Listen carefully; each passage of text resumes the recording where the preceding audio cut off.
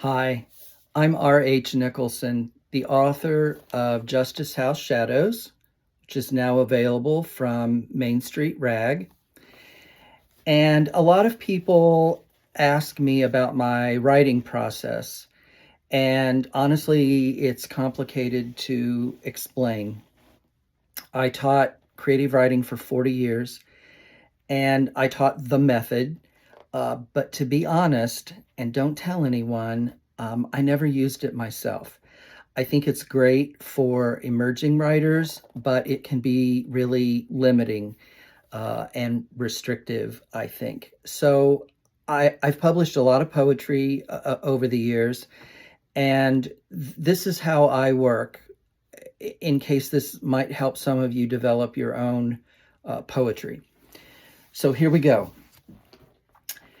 My ideas come from everywhere, anywhere, people, events in my life, politics, emotions I'm feeling, nature, really just anywhere. There's no true pipeline for those ideas. I have to be in the mood, and when an idea and the mood come together, that's when I write my best work. So an idea will come to me, and it will strike me, it will stick with me, and I can't get it out of my head. It might come to me in bed, falling asleep, or in my dreams. I am a wild dreamer, and I have a lot of night terrors, which is not great for my wife.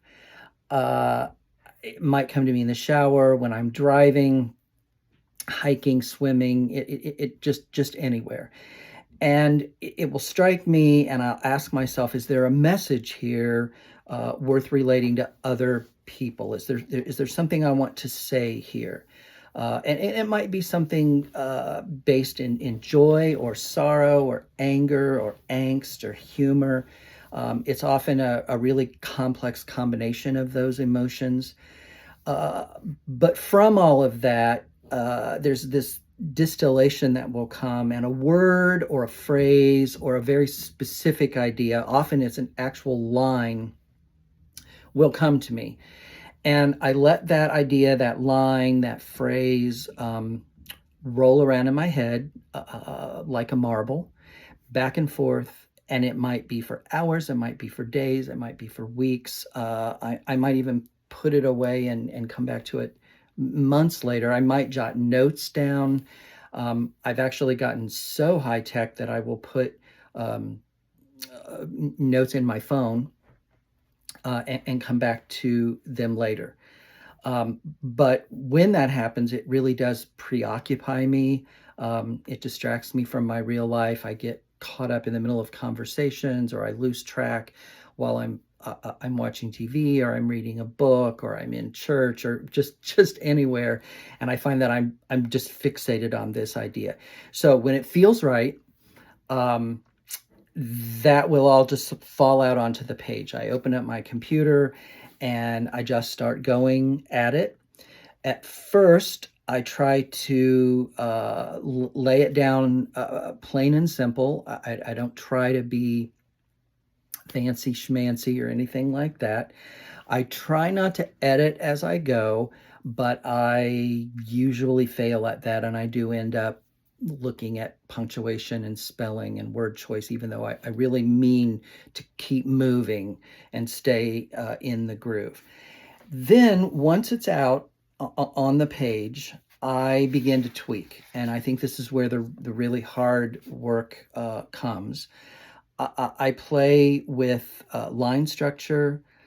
I find that I will work on trying to avoid the obvious. I try to say things that are different but not odd. I look for places where maybe a simile best expresses what I'm trying to do, or a metaphor, or alliteration. People who know my work know I love alliteration, and assonance, or any other technique that might help personification. Then I get into word choice, and this is something that really excites me. I love words. I love learning new words. I love trying to find the mot geste, just the right word, just the right way to say something. Close is not good enough.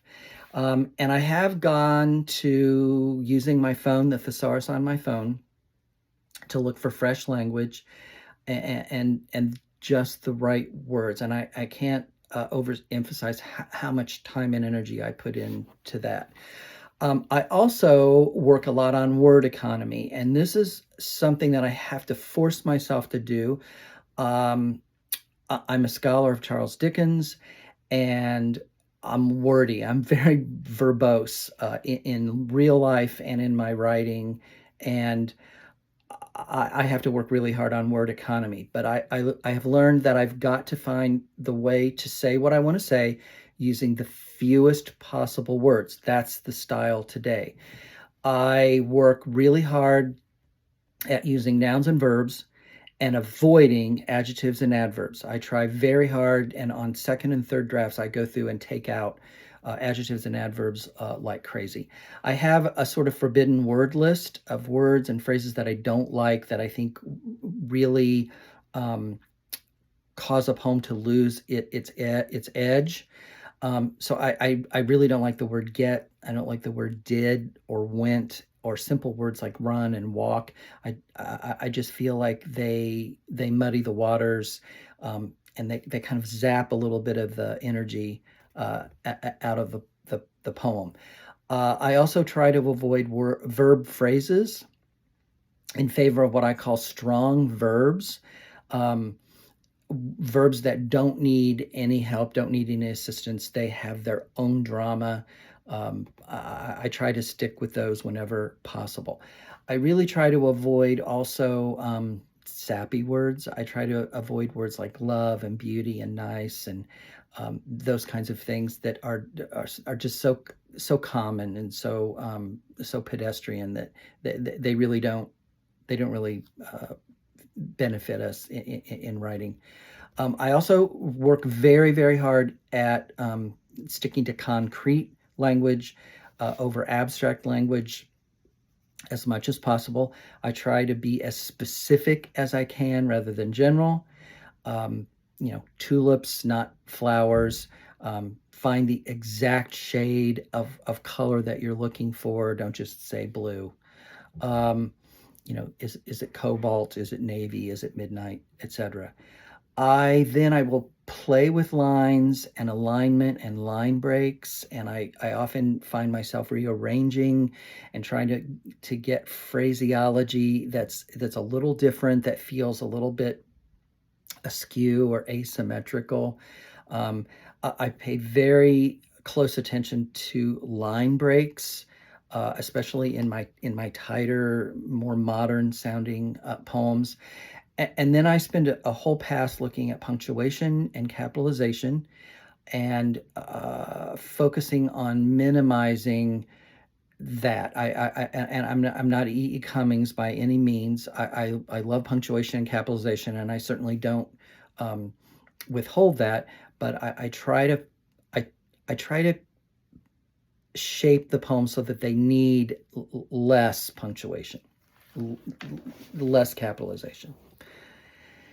A quick note I want to mention too about style and where we are with poetry. I think we're pretty much still in the postmodern period, where rhymed poetry is almost wholly out of fashion, unless you can find a very, very modern way to sneak it in. I find that it's really difficult to get rhymed, stanza formatted poems published, unless they are specifically seeking that. Those are almost always rejected, and I have moved away from that. I love old-fashioned rhyme poetry. I'm a Wordsworth guy, but that's not where we are right now. So go modern, go contemporary. I also want to stress that I think it's important that poetry today be more subtle than it once was. You need to force the reader to be more actively involved. You don't give everything away to the reader like you once might find in older poems. And it's crucial not to preach. The point needs to come at them from an angle, not head on. And then after I feel like the poem is ready, then I start to look at the title.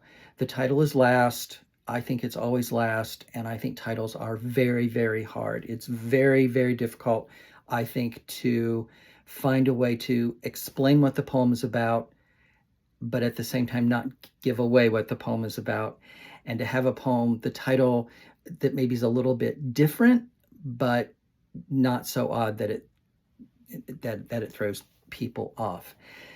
I want to make sure that I have something new to say, something fresh, something different, a slant, a viewpoint, something startling, something that surprises the reader, something that makes them feel. And if I can't find that, then I know that poem won't work. And that's when I hit the delete button. And that happens a lot.